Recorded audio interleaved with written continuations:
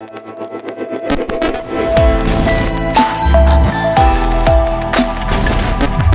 up guys, Huffman Tech here, and this is your very first look at macOS Big Sur 11.0.1. I know, me too. If you take macOS Big Sur Beta 10 and then you increment it by 1, you come up with macOS Big Sur 11.0.1 apparently. There's a logic to this and it sort of makes sense, and I'm going to be talking about it more towards the end of this video, and timestamps are going to be in the description of this video, so feel free to check those out and to jump to the segment that you want to see. But for now, let's focus on the obvious that we see here. For me, on my 2016 MacBook Pro, this update came in at around 3.69 gig, and this seems to be like an average update size. I wasn't able to see the update initially, so I closed settings I think like twice. It took me 2 attempts, and then after that I was able to see this update. For some people, there are quite a number of issues when it comes to downloading this update. It might take super long, like 2 hours or more, when it comes to downloading macOS Big Sur 11.0.1 beta. So that's how it came in for me. And if we go into the About This Mac section just to see the build number that we have here, you can see that with macOS Big Sur 11.0.1, the build number that we have is 20B5012D. This build number has a D at the end, and since I'm coming from Beta 10, the build number that I had on Beta 10 had a G at the end, so this 11.0.1 is 3 steps ahead, or 3 steps in the positive direction, if you will. If we go into the storage section just to see how much this update is taking up, you can see that it just takes a moment to load. You can see that here macOS Big Sur 11.0.1 is taking up 16.05 gigs. Now this is slightly smaller compared to Beta 10, which had 16.28 gigs. So that's a plus. You gain around 150 plus minus megabytes when you update to this update. Now let's go on to the segment that most people are excited about. What are the new features, changes, and bug fixes that came with this macOS Big Sur 11.0.1 beta? The first thing that I noticed, if you go into your system preferences and then go to your wallpaper section, there is more dynamic desktop wallpapers. It seems like what Apple did here, they took most of the wallpapers that came with the latest version of iOS 14 and then they integrated those same wallpapers here on the Mac. So you have quite a number of new dynamic wallpapers, and this is in addition to some of those that we had on Beta 10. Besides Word, most other Microsoft apps like Excel and Outlook and Teams and so on, those services are working with this update. And even if you open one of the applications and then you enter full screen mode, you are able to easily exit, unlike before, which was an issue. So Word is down, but the rest are working. If you're facing issues when it comes to YouTube, Netflix, or video streaming on the internet, this update fixes those issues when it comes to YouTube. So video is now playing on YouTube, and I would like to think the same when it comes to Netflix.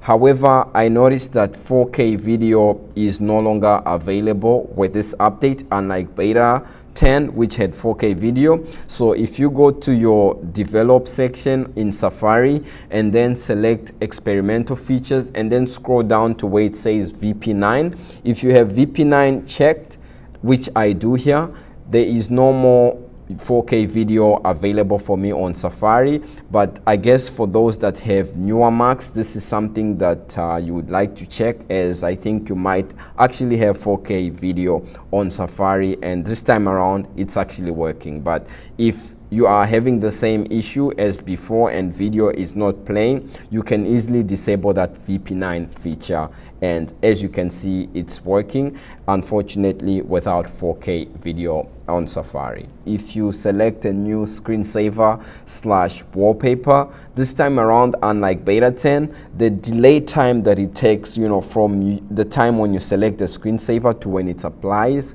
it has been reduced, which is a step in the positive direction.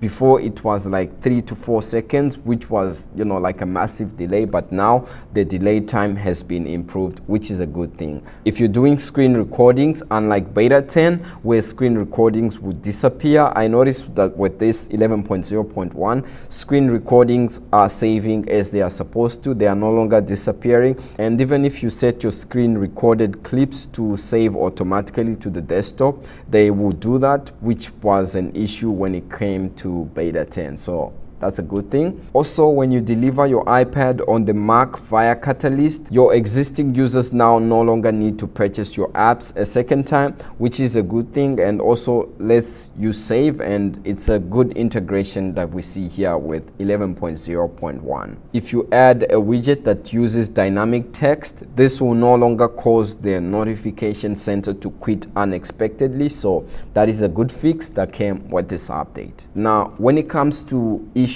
or bugs that are still existing with this update, the first one is that this update is taking super long. For me, when I was updating from beta 10, it took about an hour and a half, and for some people 2 hours and beyond, irregardless of whether you have like strong Wi-Fi or internet connection. So that's also a bug that I noticed with this update. If you use an older version of Parallel Desktop on this macOS Big Sur 11.0.1, from time to time it's known to experience kernel panic, so you might notice it quit unexpectedly. So a workaround to this is like, sort of updating to the latest Parallel Desktop version that's out there on their website. Also, Legacy Xcode version 11.5 might quit unexpectedly on this update, and there's a workaround to this and also to some of the bugs that I've mentioned, and I'm going to be leaving the Apple release notes in the description of this video, and you can sort of go through them just in case you're experiencing some of these issues that I've mentioned.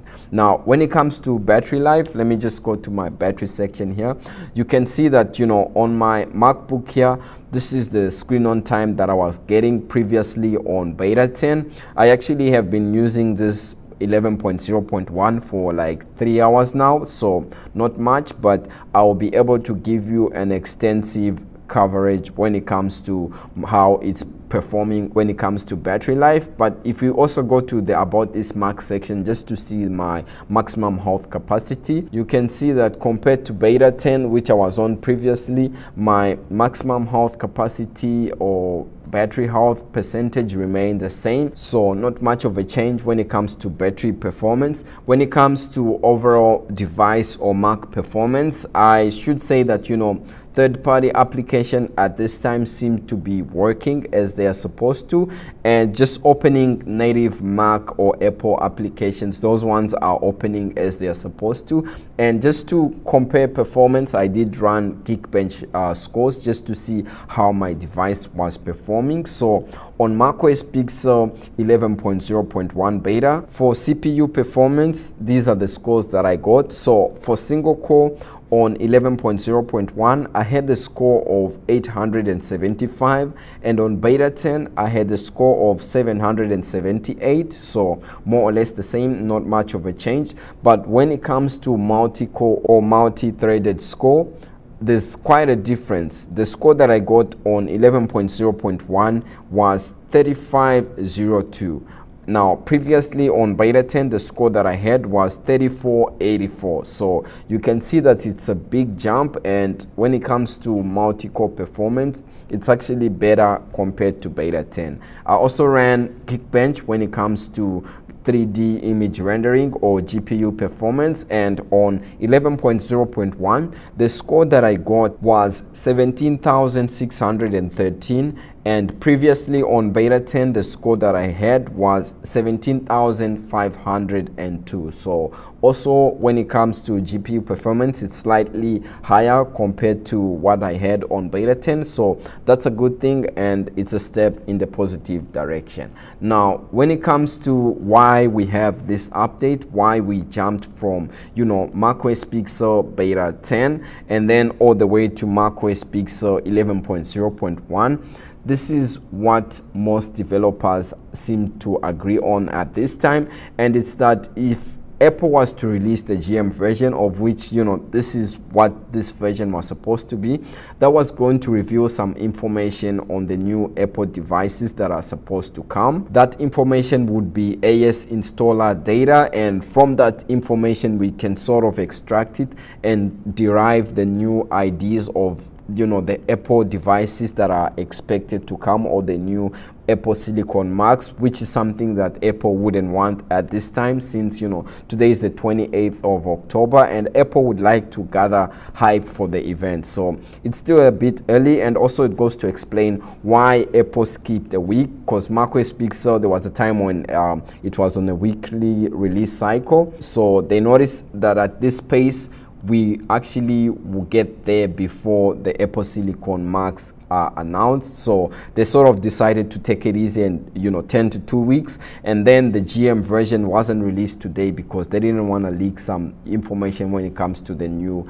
Apple devices, which is something that we saw when it comes to the iPhone 12 and iOS 14.1 and iOS 14.2, which were released on different stages. So that is something that Apple is doing at this time, and perhaps this sort of makes sense. And if you're a developer, this is also something that you would want to take in mind, because when the new Apple Silicon Macs come out, it's highly anticipated at this time that the software version update that is going to be available at that time is going to be macOS Pixel 11.0.1, which is why today we have the developer beta 1. So if you're a developer, and then you can sort of work with this 11.0.1, focus on this, because when the new Apple Silicon Macs come out, this is the software update that is anticipated to be the update version available. So work with this, and that seems to make sort of sense when it comes to why we got this and whether you should update or not. So far for me, I should say that nothing major that would cause your Mac to crash or experience seizures. I haven't experienced any yet, but if you want to be safe, then you could wait for my follow-up video, which I will do in about 2 to 3 days, and I will highlight some of the issues that I've experienced, how battery performance is, and generally how my device is performing on this version that we didn't expect, which is macOS Pixel 11.0.1. Other than that, that's about it for me. If you like this video, drop a like and hit subscribe, and stay safe guys, and I will definitely see you in the next video very soon. Peace.